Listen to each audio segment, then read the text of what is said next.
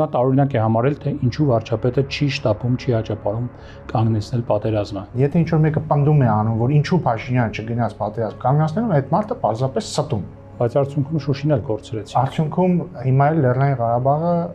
ամբողջովին հայաթափված է։ Մենք անգամ հնարավորություն չունեցանք այդ զեկույցի սեղմագրին ծանոթանալու։ Հայկական կողմը պատրաստ չի եղել զիջել Շուշի։ Կարծես քաղ պայմանագրի ներկայացուցիչը որպես դպիր մասնակցում էր այդ պատարակին։ Ես մեծ մասնագետ չեմ դպիրների ձեռնադրության ընթացակարգի։ Եվ շատ լավ կլինի, որ Հայաստանը Կադիրովի նման լիդեր ունենա։ Ես Ինչպես եք վերաբերում շատ վատ այդ մոտեցմանը։ Շատ վատ եմ վերաբերում։ Մարդը գալիս անում է ռազմական հեղաշրջման կոչ։ Սամվել Կարապետյանը ինչու է բանդում, ոչ մի կոչ չի արել։ Դրա համար գոյություն ունի մեղադրող կողմ եւ գոյություն ունի դատարան։ Կա ակնկալիք, որ Թուրքիայի հետ կապված որոշակի այսպես դրական զարգացումներ կլինեն հարաբերությունների մասով։ Պետք է սպասել դրական տեղաշարժերի։ Բարի գալուս Սիվիլներ, տաղավարում հյուրընկալել եմ Ազգային ժողովի փոխնախագահ Թուրքիայի հետ հարաբերություններում Հայաստանի հատուկ ներկայացուցիչ Ռուբեն Ռուբինյանին։ Բարև ձեզ։ Բարև ձեզ։ Շնորհակալ եմ պարոն Ռուբինյան այս հնարավորության համար։ Պարոն Ռուբինյան, ձեզ հետ խոսենք հիմնական երկու թեմայից, մեկը ներքաղաքական իրավիճակին առնչվող եկեղեցու հետ կապված հարցերի, մյուսը կփորձենք անդրադառնալ նաև արտաքին քաղաքական թեմաների, մասնավորապես Թուրքիայի հետ հարաբերություններին։ Միայն մեկ ուղում եկեղեցու հետ կապված հարց չկա, հարց կա Կտրիկ Ներսիսյանի հետ։ Շատ լավ, ես կհարցնեմ, դուք պատասխանեք։ Տեսեք, մինչ այդ երկու թեմաներին անդրադառնալը, ուրեմն ազգային անվտանգության նախկին պետի պաշտոնակատար Միքայել Համբարձումյանը վերջերս հարցազրույց էր տվել եւ հարցազրույցում խոսել էր էլի պատերազմի ընթացքում իրադրության մասին, պատերազմի զարգացումների մասին 20 թվականի, երբ ինքը պաշտոնավարել է պաշտոնապես եւ ասում էր, որ հետեւյալը հոկտեմբերի 19-ին 20 թվականի անվտանգության խորհրդի նիստի ժամանակ գլխավոր շտաբի պետ Օնիկ Գասպարյանը պաշտոնապես զեկուցել է, որ վիճակը օրացական է, մենք պարտվում ենք անհրաժեշտ է բոլոր հնարավորությունները գործի դնել պատերազմը կանգնեցնելու համար։ Եվ դրա մասին նաև ասել է Դավիթ Տոնոյանը, ըստ իր կարծիքի, իր արտահայտած մտքի։ Եվ նա տարօրինակ է համարել, թե ինչու վարչապետը չի շտապում, չի հաճապարում կանգնեցնել պատերազմը։ Ինչ կարող եք արձագանքել այս հայտարարությանը։ Ձեր նշած անձի հանդեպ ունեմ շատ բացասական վերաբերմունք, ընդհանրապես չեմ կարծում, որ ինքը ծառայում է Հայաստանի Հանրապետությանը։ Ինչ վերաբերում է հոկտեմբերի 19-ին, սա մի քարոզչական թեզ է, որ Հայաստանի ներքաղաքական դաշտ գցվել է դրսից։ Եթե կհիշեք 2000 հարցազրույցը։ Այդ թվում, եւ եթե կհիշեք, այս թեման շատ է քննարկվել 2020-ի վերջին եւ 21-ի սկզբին։ Հենց այս նույն շեշտադրումներով։ Երկու հանգամանք եմ ուզում նշել։ Հանգամանք համար 1։ 44-օրյա պատերազմի ընթացքում Նիկոլ Փաշինյանը 3 անգամ համաձայնվել է հրադադարին։ 3 անգամ։ Առաջին անգամ դա տեղի է ունեցել մինչև հոկտեմբերի 19-ը։ Առաջին անգամ դա տեղի է ունեցել Ռուսաստանի Դաշնության միջնորդությամբ, Ադրբեջան չի պահել հրադադարը։ Երկրորդ անգամ դա տեղի է ունեցել Ֆրանսիայի միջնորդությամբ, չի պահվել հրադադարը։ Երրորդ անգամ տեղի է ունեցել ԱՄՆ միջնորդությամբ, չի պահվել հրադադարը։ Այսինքն, եթե ինչ-որ մեկը պնդում է անում, որ ինչու Փաշինյանը չգնաց պատերազմ կանգնեցնելու, այդ մարդը պարզապես ստում է։ Խոսքը պատերազմը կանգնեցնելու ոչ թե հրադադարի մասին։ Պատերազմը հրադադարով է կանգնեցնում, այդ թվում նոյեմբերի 9-ի հայտարարությունը հրադադարի մասին հայտարարություն էր, որը ուներ կետեր։ Հաջորդը կոնկրետ հոկտեմբերի 19-ին վարչապետ Փաշինյանը նախ ես հիշում եմ չեմ հիշում նիստը հենց հոկտեմբերի 19-ին էր թե չէ, բայց ես եղել եմ նիստի անվտանգության խորհրդի։ Այո, որին ներկա էր նաև այն ժամանակվա նախագահ Արմեն Սարգսյանը եւ նաև Կտրիչ Ներսիսյանը, եթե չեմ սխալվում, բայց չեմ պնդի, վստահ չեմ նշում։ Ամենայնիվ կաթողիկոսի մասին է խոսքը։ Կտրիչ Ներսիսյանի մասին է խոսքը։ Այն ժամանակ հանդես էր գալիս որպես Գարեգին B նորին Սուրբ Օծություն Տեր։ Հետո պարզվեց, որ զավակ ունի եւ չհերքեց եւ այդ բերումով դարձավ Կտրիչ Ներսիսյանը։ Լավ, դրա մասին դեռ խոսենք։ Եթե չեմ սխալվում, բայց վստահաբար չեմ պնդի։ Ներկա են նաև Էդմոն Մարուկյանը, Լուսավոր Հայաստան խմբակցության ղեկավար եւ կարծեմ Բարգավաճ Հայաստանից Արման Աբովյաններ եւ Անդրանիկ Քոչյանը, եթե չեմ սխալվում, Պաշտպանության հանձնաժողովի նախագահ այն ժամանակ։ Եվ ես հիշում եմ, որ կար բոլորի մոտ ընկալում, որ այո, պետք է փորձել պատերազմը դադարեցնել։ Ինչպես դրանից առաջ էլ եղել այդ ընկալումը, կրկին ուզում եմ հիշեցնել, Ռուսաստանի, նույն Ռուսաստանի եւ Ֆրանսիայի եւ հետո էլ ԱՄՆ-ի միջնորդությամբ մենք հրադադարների համաձայնվել ենք։ Ինչու հոկտեմբերի 19-ին չի հաջողվել գալ համաձայնության, սրա մասին վարչապետ Փաշինյանը բազմիցս խոսել է, որովհետեւ այդ ես ուզում եմ հիշեցնել հոկտեմբերի 19-ի դրությամբ ինչ իրավիճակ էր առաջնագծում կամ ընդհանրապես։ Հոկտեմբերի 19-ի դրությամբ ադրբեջանական զինված ուժերը գրավել էին Ջաբրայիլը եւ եթե ես ճիշտ եմ հիշում, դա միակ քաղաքն էր այդ պահի դրությամբ, որ իրեն գրավել էին։ Հադրութ դեռ չէին մտել։ Հադրութ մտել էին կարծում եմ։ Պաշտպանության նախարարությունը չէր ընդունում, բայց մտել էին։ Իրական իմ փաստարկում բան չի փոխվել։ Ես լավ չեմ հիշում, այդ պահին արդեն Հադրութ մտել էին, թե չէ, բայց անկախ նրանից մտել էին, թե չէին մտել։ Իրավիճակը այդպեսին էր, այսինքն Շուշիից շատ հեռու էին, այսպես ասենք։ Շուշիում չէին, այո։ Ոչ միայն Շուշիում չէին, այլև Շուշիից շատ հեռու էին։ Եվ այդ ժամանակ նախ վարչապետ Փաշինյանը համաձայնվել է հրադադարի հոկտեմբերի 19-ին,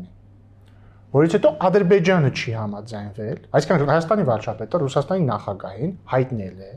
որ համաձայն է, սա արդեն հստակ եմ հիշում, որ համաձայն է հրադադարի։ Ռուսաստանի նախագահը հակառակն էր։ Մի վայրկյան, համաձայն է հրադադարի։ Այդ թվում շրջան, այսինքն լղիմից բացի մյուս շրջանների Ադրբեջանի վերահսկողությունը հանձնելով։ Ադրբեջանը չի համաձայնվել, եղել է հավելյալ պայման, որ պետք է ադրբեջանցիները վերադառնան Շուշի, ինչը նշանակելու էր ոչ այլ ինչ, քան Շուշի ընկնել Ադրբեջանի վերահսկողության ներքո։ Դա ակնհայտ է։ Սա է պատճառը եղել, որ չի տեղի ունեցել համաձայնություն։ Ինքը Ընդ որում նաև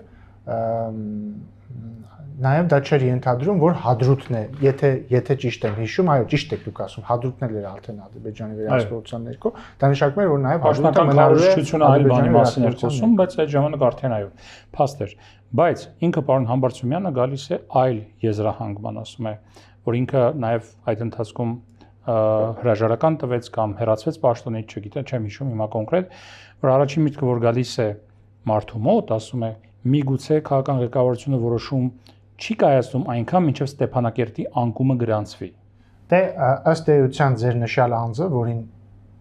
շատ դժվար են վերաբերվել դրական, պնդում է անում, որ այլ բառերով, բայց պնդում է անում, որ Հայաստանի ղեկավարությունը դավաճանություն է գործել եւ դիտմամբ արել է այնպես, որպեսզի պատերազմը պարտվի, դա է ասում։ Իսկ պատերազմով հանձնել շատ լավ, դա է իր պնդումը։ Նայեք, այդ նշյալ անձը ենթադրությանն եմ գալիս պատերազմով հանձնել տարածքը։ Եթե ինքը ճիշտ է ասում ու ինքը իրոք նման մտքեր ուներ, դա նշանակում է ինքը որպես ԱԱԾ պետի պաշտոնակատար պիտի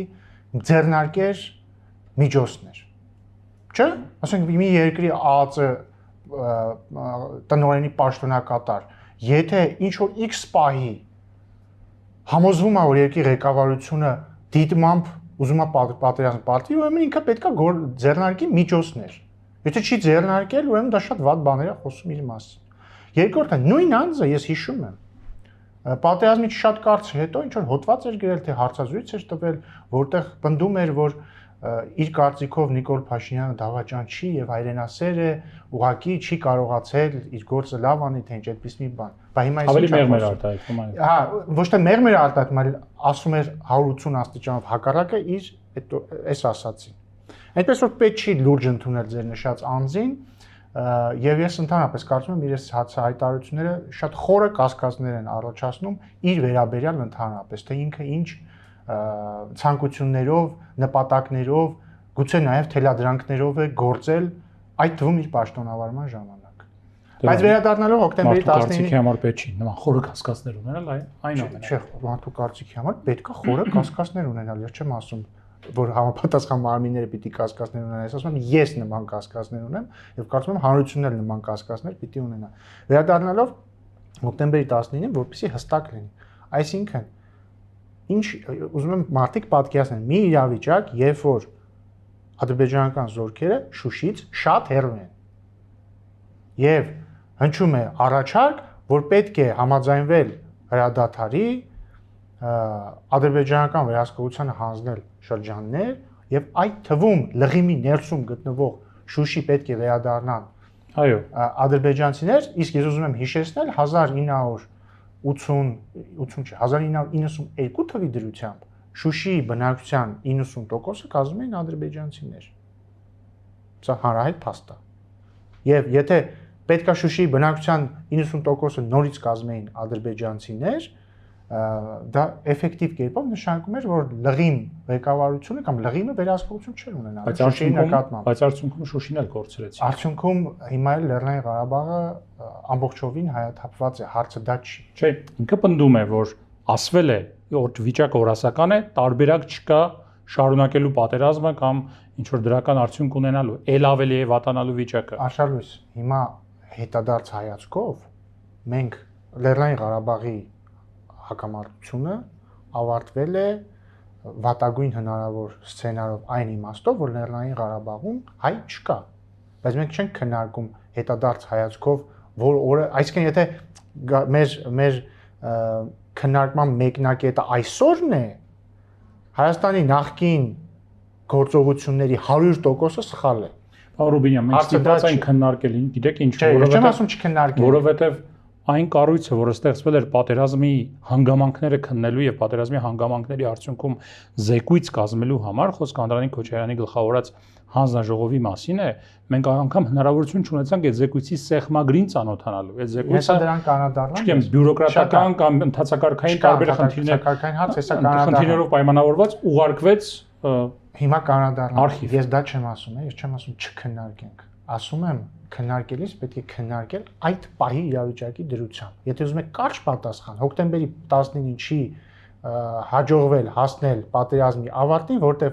հայկական կողմը պատրաստ չի եղել զիջել Շուշին։ Շատ պարզ կարճ պատասխան եմ տալիս, որը ուղիղ հակառակն է ձեր նշած անձի։ Հասկացա։ Շատ լավ, անցնելով հարցերի, որոնք ավելի ներքին բնույթ ունեն, ինչու եմ այս հարցերը ձեզ ուղղում, որովհետև բայց վերադառնալով նաև քննիչ հանձնաժողովին, ինձ թվում է մամուլում մի քիչ բան կա, թյուրն բռնում կա։ Անկախ այդ տեխնիկական բանավեճից, թե ժամկետը անցել էր քննիչ հանձնաժողովի զեկույցի ընդունման, թե չէ, անկախ այդ ամեն ինչից, դա որևէ կապ չունի զեկույցի հրապարակային լինել կամ չլինելու հետ, որտեղ ապրիլյան քառօրյա պատերազմի վերաբերյալ զեկույցը, որը լիագումար նիստում քննարկվել է փակ ռեժիմով, եւ ապրիլյան պատերազմի վերաբերյալ զեկույցը չի հրապարակայնացվել նույնպես։ Հիմա հեսա չեմ ասում, որ այս զեկույցը չի հրապարակայնացվի, ես ասում եմ, ուղղակի դրա հրապարակային լինելը կամ չլինելը կապ չունի այդ տեխնիկական բանավեճի հետ, թե ժամկետի մեջ էր, թե չէր։ Եվ տեսականորեն ինքը կարող էր նորից քննարկվել լիագումար նիստում, բայց փակ ռեժիմով։ Բայց ես համաձայն եմ, որ ես անձամբ համաձայն եմ։ Ես վստահ եմ, որ ամբողջությամբ անհնար է դա հրապարակել, բայց ես համաձայն եմ, որ որոշակի հատվածներ կարելի է առանձնացնել եւ հասկանալ, եւ կարծում եմ Պաշտպանության հանձնաժողովը այս առումով կարող է որոշակի աշխատանքներ տանել։ Այսինքն դեռ թեման փակ չէ, կարող է ինչ-որ բան հրապարակվել զեկույցից։ Շատ լավ, պարոն Ռուբինյան, ինչու եմ ներքին խնդիրների վերաբերյալ ձեզ հարցեր ուղղելու, որովհետև ակտիվորեն ներգրաված եք հակակաթողիկոսական, այսպես արշավի մեջ։ Հակակտրիչ Ներսիսյանն։ Շատ լավ, դա ձեր մեկնաբանությունն է։ Դե հակակաթողիկոսականն էլ ձեր մեկնաբանությունն է։ Շնորհակալություն։ Պարոն Ռուբինյան, եւ ոչ բոլորն են իհարկե գոնե հանրայնորեն քաղաքացիական պայմանագրում դրա վերաբերյալ արտահայտվում, բայց դուք ակտիվ արտահայտվողներից եք, դրա համար ցանկանում եմ մի քանի հարց այս թեմայի վերաբերյալ ձեզ ուղղել։ Կիրակնորյա պատարագը, որ տեղի ունեցավ Օհանավանում, Հովհանավանքում։ Դուք կարծում եք ստացված միջոցառում էր նպատակին հասնելու տեսանկյունից։ Նպատակը ըստ ձեզ ամենայն հայոց կաթողիկոսի հերացումն է իր գահից։ Ով ասաց ձեզ։ Հովանավանքի պատարագի նպատակը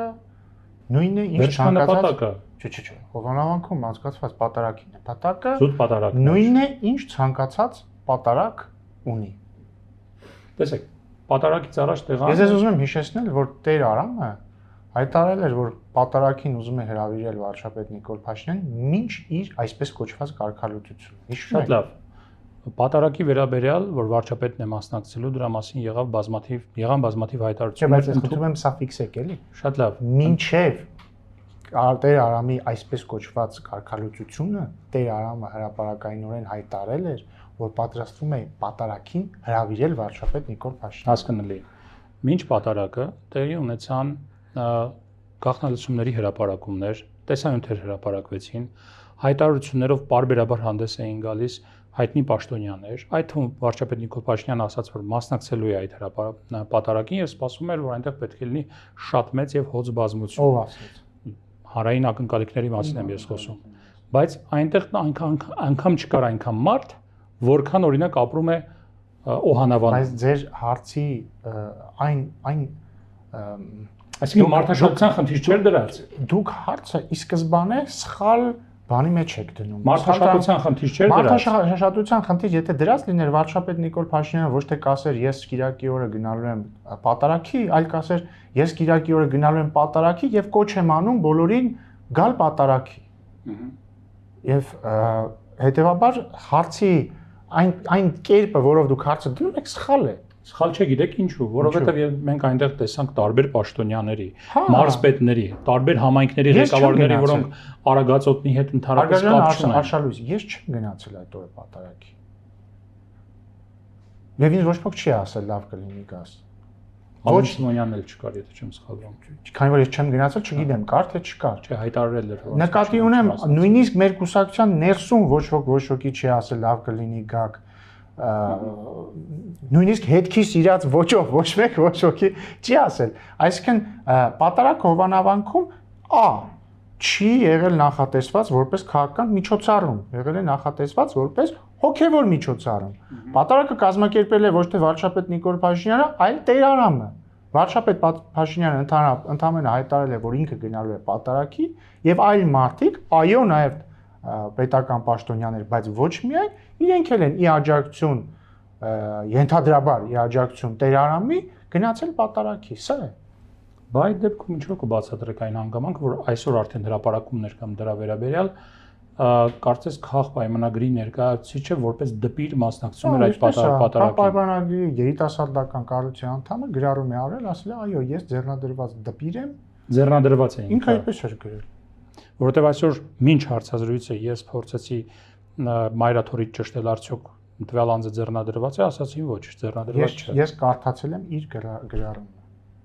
Եթե ձեռնադրված չէ, դա եկեղեցական ծիսակարգի խախտում է։ Չգիտեմ, ես մեծ մասնագետ չեմ դպիրների ձեռնադրության ընթացակարգի, բայց ես կարող եմ ասել, որ կաթողիկոսի դիազորությունների վերաբերյալ բավական տեղյակ եք։ Բայց ես կարող եմ ասել, որ պետք չէ մասնագետ լինել հասկանալու համար, որ եթե եկեղեցական կանոնը ասում է, որ կուսակրոն հոգևորականը պետք է ոչ կուսակրոն հոգևորականը իրավունք չունի լինել եպիսկոպոս, arczepiskopos, աբեղա, վարդապետ, կաթողիկոս, ուրեմն Կտիչ Ներսյանը չի կարող լինել կաթողիկոս։ Ձեռնադրված անձն էլ չի կարող լինել դպիր։ Դե տեսնենք, ես ասում եմ հիմա ես հակված եմ հավատալ նշյալ երիտասարդին, որը Facebook-յան իր էջում հենց ձեր մոտ հաղորդմանը գալուց առաջ եմ տեսել, երել է որ ինքը ձեռնադրված է։ Իսկ եթե սխալ լինի դա։ Ես չեմ կարծում, որ հիմա պետք է մենք կպարզվի սխալեր կքննարկենք, խոստանում եմ, զանգեք ինձ եւ կպատասխանեմ ձեր հարցին, թե ինչպես եմ ես վերաբերում նրան, որ դա սխալ էր։ Շատ լավ, Տեր Արամի մասին մեկ հարց եւ եկեղեցու հետ կապված։ Դուք ձեր մոտ էլ եք գրառում արել Facebook-յան ձեր էջում վարդապետերից մեկի հայտարարության վերաբերյալ դեմոկրատիայի մասին։ Հիշում եք։ Իսկապես նա խոսում է, որ դեմոկրատիան Պլատոնին է հղում անում, որ դեմոկրատիան կառավարման լավագույն ձևը չէ, եւ այլ եւ այլ, մարդու իրավունքների վերաբերյալ իր կարծիքն է արտահայտում։ Մարդու իրավունքների վերաբերյալ մեկ այլ սրբազան էր։ Այո, մեկ այլ սրբազան է, ներողություն։ Եվ դուք քննադատել էիք նրա այդ կարծիքը եւ այդ վերաբերունքը։ Բայց մյուս կողմից, ձեր կողմից աջակցվող քահանան Տեր Արամը արդեն երկրորդ անգամ լրատվամիջոցների հետ զրույցում ասում է, որ իր սիրելի լիդերը Կադիրովն է եւ շատ լավ կլինի, որ Հայաստանը Կադիրովի նման լիդեր ունենա։ Ինչպես եք վերաբերում շատ վատ այդ մոտեցմանը։ Շատ վատ են վերաբերում։ Առանց բայցերի։ Ես այդ մոտեցմանը վերաբերում եմ շատ վատ։ Ընդհանրապես ես խորհուրդ եմ տալիս մեր հոգևորականներին զբաղվել իրենց հոգևոր գործերով։ Չեմ կարող այլ բան հարցնել թեմայի վերաբերյալ։ Տեսնում եք։ Հասկանալի։ Կարծում եք ձեր խոսքին նա կանսա եւ կզբաղվի իսկապես իր գործերով եւ մյուս անգամ չի հայտարարի, որ Կադիրովը պետք է լինի Հայաստանի ղեկավարը կամ Կադիրովի նման մեկը։ Խնդիրն այն է, որ ես չեմ ուզում իմ խոսքերին անսա, ոչ Տեր Արամն եմ ուզում, որ անսա իմ խոսքերին, ոչ ուզում եմ, որ Ռուբեն Վարդապետ Զարգարյանը անսա իմ խոսքերին, ոչ ուզում եմ Կտրիչ Ներսյանը անսա իմ խոսքերին։ Ես ընդամենը ուզում եմ հոգևորականները զբաղվեն հոգևոր գործերով, լինեն հետևողական իրենց իսկ կանոններում։ Ես չեմ ակնկալում, ես չեմ ուզում, որ Կտրիչ Ներսյանը գնա եւ իր տեղը գա իշխանամետ կաթողիկոս։ Բացարձակ ինձ դա պետք չի, ոչ էլ մեզ դա պետք։ Բայց ես չեմ ուզում, որ ով էլ որ գա, ասի որ ժողովրդավարությունը վատ բան է։ Աստծո սիրուն, թող ասեն, այսինքն իրենք ազատ են չսիրել ԿՊ-ին, բայց իրենք ազատ չեն չսիրել ժողովրդավարությունը։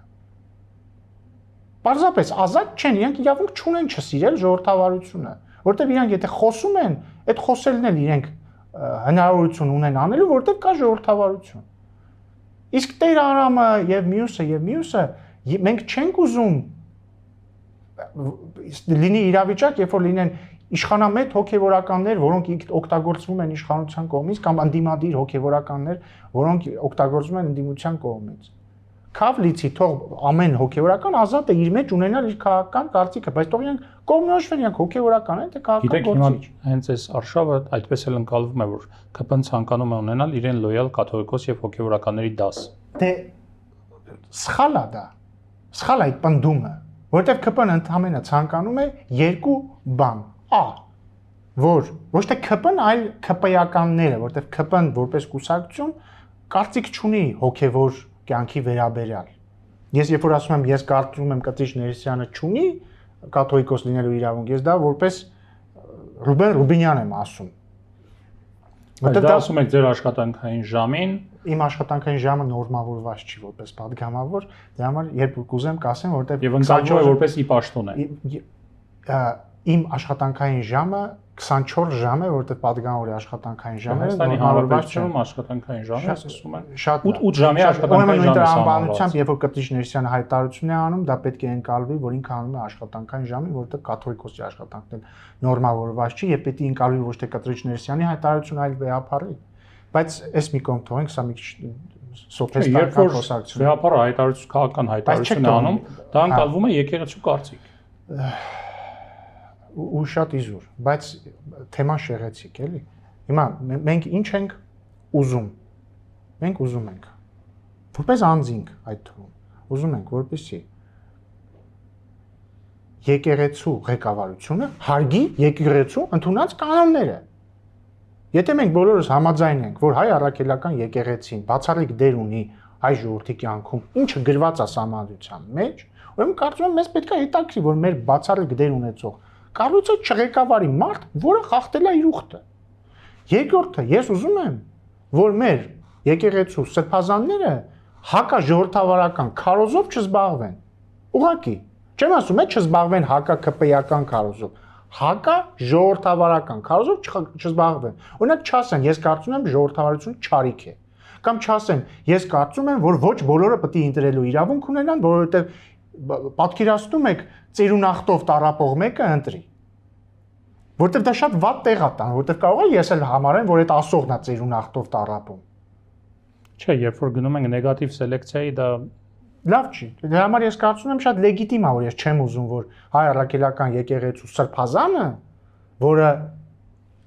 ի սկզբանե կոչված է հեղինակություն լինելու, իր հեղինակությունը օգտագործի հակաժողովրդավարական քարոզի համար։ Ավելի պրիմիտիվ ցանկություններից խոսամ։ Մենք չենք ուզում, որ հայ առաքելական եկեղեցու սրբազանները ինչպես նրանց մեղադրում է դատախազությունը, զբաղվեն զանգվածային անկարգությունների կազմակերպման։ Կրկնում եմ, ըստ դատախազության։ Disclaimer, ոնց է, անձը համարվում է անմեղ, քանի դեռ ենթադրաբար զբաղվեն։ Մենք չենք ուզում, որպեսզի հայ առաքելական եկեղեցու բարձրաստիճան սպասավորները ռազմական հեղաշրջման կոչ անեն։ Ինձ թվում է լեգիտիմ ցանկություններ են։ Ընդհանրապես այդքանը մեզ ԿՊ-ական կաթողիկոս պետք չի։ Մեզ պետք է էջմիածնական կաթողիկոս։ Բայց մարդիկ էլ նաև չեն ուզում, որ այդ ամեն ինչով զբաղվեք այն ժամանակ, երբ որ քաղաքական նպատակահարմարությունն է դրդում դրանով զբաղվելու։ Նույն մարդը, որը արել է ձեր ասելով ռազմական հեղաշրջման կոչ, դրա վերաբերյալ դատախազություն գնացել է գրություն եւ դատախազությունը ասել է, որ դրա մեջ որևէ խնդիր չի տեսնում այդ ժամանակ։ Հետո երբ այդ մարդը հարցազրույցում կրկնել է իր խոսքը, կրկնել է, ուղղակի ոչ թե կրկնել է, վերհիշել է, թե ինչ է ասել իրեն հարցրել են դրա մասին, այդ դրա մեջ արդեն նա տեսել է խնդիր։ Մասամբ եք, մասնակի եք մեջ բերում։ Նախ սկզբից ոչ թե դատախազությունը խնդիր չի տեսել հայտարարության մեջ, այլ եթե ճիշտ եմ հասկանում, սկզբից դատախազությունը հիմքեր չի տեսել քրեական վարույց նախաձեռնել։ Այո, դա իմաստով եմ ասում։ Համաձայնեք, որ տարբերություն կա, երբ որ մի մարդ մի հայտարարություն անում է մեկ անգամ, եւ երբ որ անում է բազմակի, առնվազն երբ որ անում է բազմակի, հնարավորություն է տալիս մտածելու, որ այդ միտքը ոչ թե մի անգամ արտահայտված միտք, այլ լավ մտածված, կարծրացած համոզմունք։ Հաջորդը երկրորդ անգամ որ ինքը այդ հայտարարությունը արել է, ինքը արել է նաև առնվազն ժամանակագրորեն իր հայտարարությունը համընկել է այն ժամանակվա հետ, երբ որ արդեն քրեական վարույթ է նախաձեռնված եղել կամ, չգիտեմ, քննչական գործողություններ են գնացել, մեկ այլ սրբազանի հետ կապված քրեական գործի վերաբերյալ, որում ըստ համապատասխան իրավապահ մարմինների մեկ այլ սրբազանը պլանավորել է զանգվածային անկարգություններ։ Այո, բայց ինքը հարցազրույցի ժամանակ հիշել է իր ասածը։ Չէ, չի հիշել, որովհետև հարցազրույցի ժամանակ որ ասել են, ես կարող եմ նույնիսկ մեջ բերել, ասում են, իրեն ասում են սրբազան, ասում են դուք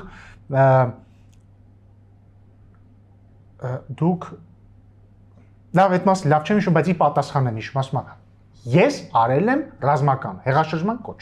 Այս բառերը ինքը ասում է։ Ես արել եմ ռազմական հեղաշրջման կոչ։ Այսինքն ինքը իր ասածը մեկնաբանել է, ասել է, այն ինչ որ ես ասել եմ, ես արել եմ ռազմական հեղաշրջման կոչ։ Հստակ չեմ հիշում այդ մասը։ 100% հիշում գուցե այդպես ասեմ։ Հաղորդումից հետո կարող եք նայել։ Ասեմ ավելին, հետո արդեն ես մնացածը, այս մեկը որ ասացի, ես իմ աչքերով եմ տեսել, բայց հետո էլ մամուլում եմ կարդացել, որ դատավարության ժամանակ հրապարակվել է նաև իր օրագրի հատված, որտեղ ասում է, գնացի տվեցի հայտարարություն, արեցի ռազմական հեղաշրջման կոչ։ Դրա համար երբ որ ընդդիմությունը քննադատում է, ասում է Միքայել arczepiskopos Աջապահյանը քաղբանտարկյալ է, դա մի քիչ աբսուրդի ժանրից է, որտեղ մարդը գալիս անում է ռազմական հեղաշրջման կոչ, հետո մեկնաբանում է իր ասածը, ասում է ես արել եմ ռազմական հեղաշրջման կոչ, հետո հատուկ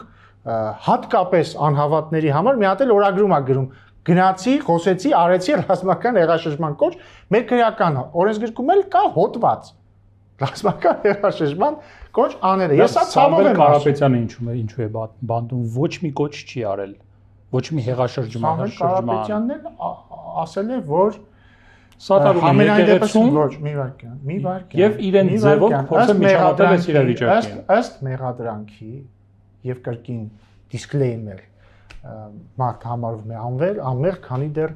իր մեղավորությունը չի ապացուցվել։ Ինքը ասել է, եթե քաղաքական գործիչները այս խնդիրը չլուծեն, մենք մեր ձևով կմիջամտենք կամ կմասնակցենք այդ ամեն ինչին։ Մեր ձևով նշանակում ոչ քաղաքական, ի՞նչ է դա նշանակում։ Եվ ըստ մեղադրանքի բան կարող է նշանակել։ Ըստ մեղադրանքի դա նշանակում է այն ինչ այդ հոդվածով նախատեսված։ Մեղադրանքը մարդու միտքը թարգմանել է կամ մեկնաբանել է այդ մարդու միտքը եւ ըստ այդմ մեղադրական եզրակացության է եկել։ Արշալույս ընդհանրապես մեղադրող կողմը ցանկացած խոսք մեկնաբանության ենթակա է։ Այլ հարց թե այդ մեկնաբանությունը ինչքանով է հիմնավոր։ Դրա համար էլ գոյություն ունի մեղադրող կողմ եւ գոյություն ունի դատարան։ Լավ է մտածածը չեմ վերցանել։ Չէ, մտածածը կարծում եմ վերցանում են այն երկրներում, որոնց մեծ աջակիցներ են Աջապահյանն ու Սամվել Կարապետյանը։ Մեր երկրում չեն վերցանում մարդկանց մտածածը։ Պարոն Ռուբինյան, մի երկու հարց չեմ կարող չտալ Հայաստան-Թուրքիա գործընթացի վերաբերյալ, քանի որ ի պաշտոնե զբաղվում եք Թուրքիայի հետ հարաբերությունների կարգավորման հարցերով։ Տեսեք, վերջին շրջանում մի քանի անգամ Հայաստանի եւ ղեկավարը եւ ոչ միայն ղեկավարը հայտարարությամբ եւ արտաքին գործերի նախարարը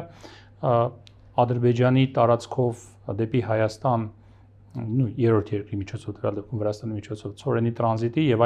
այլ ապրանքների տարանցման էս արգելքը հանելուց հետո հայտարարություններ եղան նրա մասին, որ Հայաստանը այս պահից էլ պատրաստ է Ադրբեջան-Թուրքիա այսպես տարանցում ապահովել բեռների հետ կապված հատկապես ավտոմոբիլային տվյալ պարագայում փոխադրումների մասով Ադրբեջան-Թուրքիա, նաև Թուրքիա-Ադրբեջան։ Այո, եւ հակառակ ուղղությամբ ինչպես նաև խոսվեց նրա մասին, որ կա ակնկալիք, որ Թուրքիայի հետ կապված որոշակի այսպես դրական զարգացումներ կլինեն հարաբերությունների մասով։ Դուք զբաղվում եք ի պաշտոն այդ հարցով, կա արդյոք իսկապես դրական ձևավորված ինչ-որ ակնկալիքներ հիմա վերջին շրջանում ինչ զարգացումներ կան, որոնցով կարող եք կիսվել։ Այո, կա ակնկալիք, որ պետք է լինեն նոր զարգացումներ եւ առաջընթաց Հայաստան-Թուրքիա հարաբերությունների կարգավորման գործընթացում եւ վաղուց ժամանակն է եւ հատկապես հիմա է ժամանակը այդ թվում տարածաշրջանում տեղի ունեցած ահռելի փոփոխությունների արդյունքում եւ ես պետք է նաեւ ասեմ, որ Ադրբեջանի իր տարածքով դեպի Հայաստան բեռնափոխադրումների արգելքը հանելը իրականում հեղափոխական փոփոխություն է տարածաշրջանի կյանքում դա երևի ամենամեծ իրադարձությունն է տնտեսական իմաստով, որ տեղի է ունեցել Հարավային Կովկասում երեք երկրների անկախացումից ի վեր։ Անհնար է դա գերագնահատել դրա կարևորությունը եւ այդ թվում այս համատեքստում ես կարծում եմ, որ պետք է սպասել դրական տեղաշարժերի իմ փորձը ցույց է տալիս, որ ավելի լավ է, քանի դեռ Հայաստան-Թուրքիա կարգավորման գործընթացում, քանի դեռ բուն իրադարձությունները տեղի չեն ունեցել, դրանց մասին չխոսել, բայց մի քանի ամսից կվերադառնանք այս խոսակցությանը։ Ինչ կարող եմ ասել, որ մոտ ժամանակներս միջգերատեսչական հանդիպում է սպասվում Հայաստանի եւ Թուրքիայի ներկայացուցիչների միջեւ, որի ընթացքում կշարունակեն քննարկել Գյումրի-Կարս երկաթգծի վերագործարկման տեխնիկական մանրամասները, մյուս պայմանավորվածություններն էլ իրենց հունով ընթանում են։ Ես ճիշտ եմ հասկանում, որ դրական ակնկալիքները ավելի շատ վերաբերում են այն պայմանավորվածություններին, որոնք դեռևս չեն կյանքի կոչվել։ Խոսքը երրորդ երկրների քաղաքացիների անցման ապահովումն է։ Ոչ միայն։ Այո։ Այսինքն ավելին կարող են լինել։ Մենք ակնկալում ենք ամենաշատը բնականաբար։ Մենք ակնկալում ենք սահմանի բացում, դիվանագիտական հարաբերությունների հաստատում հենց վաղը։ Մնացած առումով կխոսենք։ Ասացիք մի քանի ամսից ինչ որ կոնկրետություն կարող եք։ Ես արդեն ասացի, որ քանի դեռ իրադարձությունները չեն եղել, ես չեմ մեկնաբանի մանրամասն։ Շնորհակալ եմ զրույցի։ Ես եմ շնորհակալ։ Civility տաղավարում ես զրուցեցի Ռուբեն Ռուբինյանի հետ։ Առողջ եղեք, կհանդիպենք։